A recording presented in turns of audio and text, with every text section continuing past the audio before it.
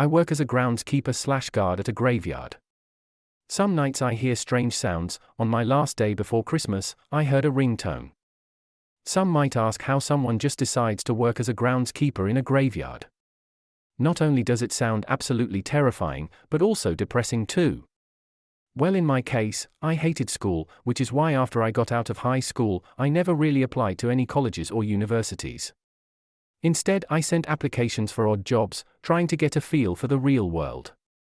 After switching jobs a couple times, I ended up as a night guard for my old high school, which was quite ironic since I had trashed that place numerous times before. I actually worked at that place for close to a decade, before they laid me off. I realized I really loved doing guard duty. Having 10 years of experience on belt, on top of my big and threatening build, guaranteed that I'd get hired anywhere I wanted, regardless whether I had an education or not. I switched the job at least 4 times the following decade, not really liking the vibe of the places I was protecting. Eventually though, I was offered to work as a groundskeeper in a local graveyard. There was a lot more work included for a groundskeeper as opposed to a night guard, but it also meant much larger pay. After a short trial period, I just fell in love with the peace at the graveyard. My duties included tidying up around the property, helping people find their loved ones in case they got lost, finding empty spots for the recently dead to rest in. And occasionally I cleaned up the graves that weren't getting any visitors, most of them diseased late 1800s, or early 1900s. I've been working at the exact same place for 15 years now, and do I have scary stories to tell? But the one that terrifies me the most happened just last week. I'm usually a day shift groundskeeper, meaning I have no reason to be at the graveyard at night, but occasionally I take a double shift, or cover for the night guard on duty, in case they are sick or on vacation. This was the case on the 22nd, 23rd, and 24th of December. The property is lively and full of visitors leaving flowers for their past loved ones during the daytime, but during the night time it's eerily quiet and cold, and quite frankly spooky. Sometimes I hear sounds. Sounds that you just cannot logically explain, but your mind just kind of filters them as logical, since they are happening at a graveyard. I've heard loud screams, screeches, wails, you name it. But the night leading up to 22nd of December started off with a different sound. It was a ringtone.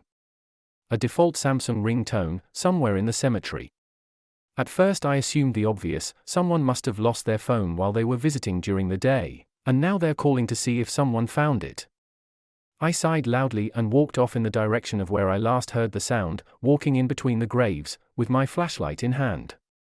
I have grown used to the darkness, but the cold always got me. Despite coming from Europe, I was never able to even tolerate it. I skimmed through the area I thought the phone was in, but wasn't able to find it, so I went back to my little hut at the edge of the graveyard and warmed myself up. A single tap somewhere at the front of the cabin startled me, and I yelled out, "Who's there?" I heard some shuffling sounds, and loud footsteps jogging off in the opposite direction. I sighed loudly again, because I knew I had to make sure whoever it was has actually left the property. So I grabbed my coat and flashlight and I went out again. Just as I opened the door I heard the same ringtone. It only played for around 10 seconds before it stopped.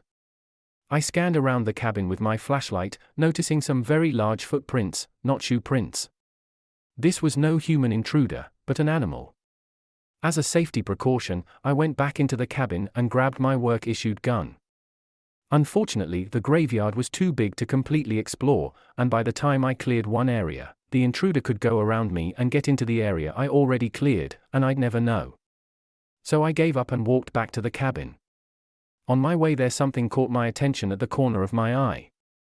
It was a new grave, maybe a month old, not longer. It still wasn't tiled or properly cleaned up. At these parts it usually takes them at least 2 to 3 months to do so.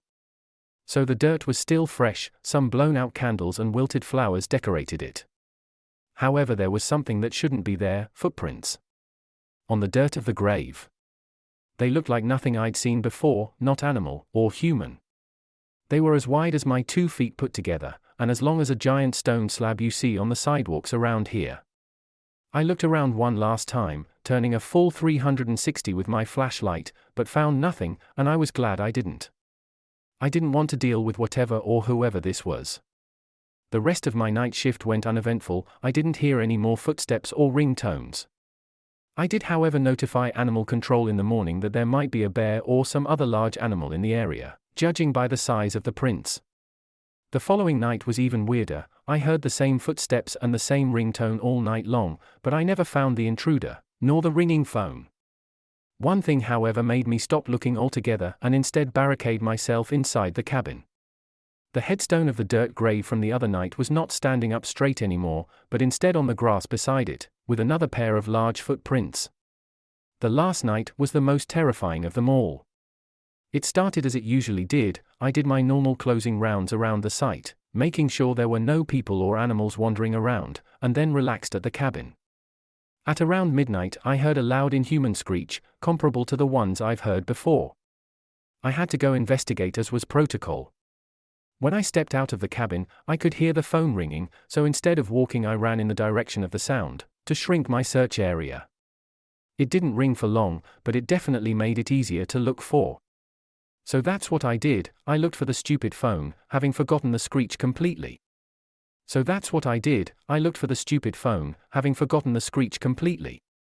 I heard some footsteps in the darkness behind me, which startled me. I turned around to look at the origin of the sound, but there was nothing there. I sighed and continued searching, but the footstep came again, this time from the other side. And just like last time, there was nothing there. This happened a couple more times before I completely dismissed it as paranormal shit fucking with me, like many times before. I never found the phone. I returned to my cabin, but before I could even close the door behind me, the phone rang again.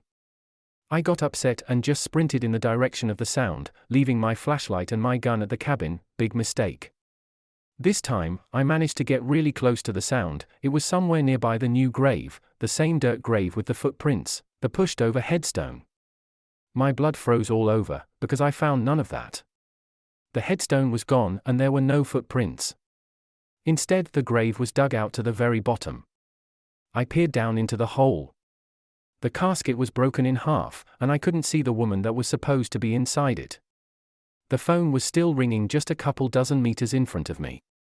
I slowly made my way to the sound, and then it suddenly stopped. I stopped dead in my tracks, listening to the sounds around me. Another loud screech resounded, this one almost right next to me. And that's when I saw the animal, if you can even call it that. It was no animal, it was a monster from your worst nightmares.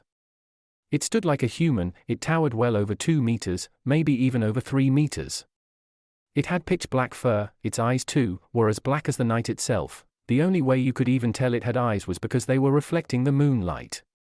It stood crooked, its arms long enough to look like tree branches. One of them held onto something on its shoulder. A body, I realized. The other held onto a small object, a phone. It looked straight at me and spoke. Its voice was deformed, not human. Hello, sway, tie. It tried to say in a sweet woman's voice, sounding nothing like it. The reality of my situation hit me when I tried to grasp my gun and realized I didn't have it. This creature bopped its head to one side and spoke again, this time sounding more human than the last, but still not quite there. IWANTU dash. That was when I bolted it in the opposite direction, running faster than I ever did before, not even looking back. I could hear it screech again, I could hear it running after me with loud thumps. I got to the cabin first, and slammed the door shut, gunning it for my gun. I pointed it at the door and waited. But nothing ever came. I heard no more sounds. I called the police right away. I informed them of what happened, of the phone, of the dugout grave. How could you even hear a phone ring if it was in a casket, below the ground? One of the officers on site asked, and I genuinely didn't have an answer for that. How the hell did I hear it ring? I'm not sure myself. I responded, before adding, will you inform the family? No, not yet, I don't want to ruin their Christmas. The officer replied, and I nodded in understanding. We'd station an officer overnight, but it's Christmas, so we're short-staffed unfortunately. Which is why I recommend you to stay home the next few days as well, for your own safety. We don't know what kind of animal is out here. He said. Okay officer, I will. I gave him a half smile, knowing full well that was no animal. He excused himself and we said our goodbyes. This was 4 days ago, and I still don't know what that creature was. It didn't look like a skinwalker, nor anything I've ever seen or heard of. I tried researching it, but nothing came up. I wonder, what the hell did it want with that poor woman's dead body?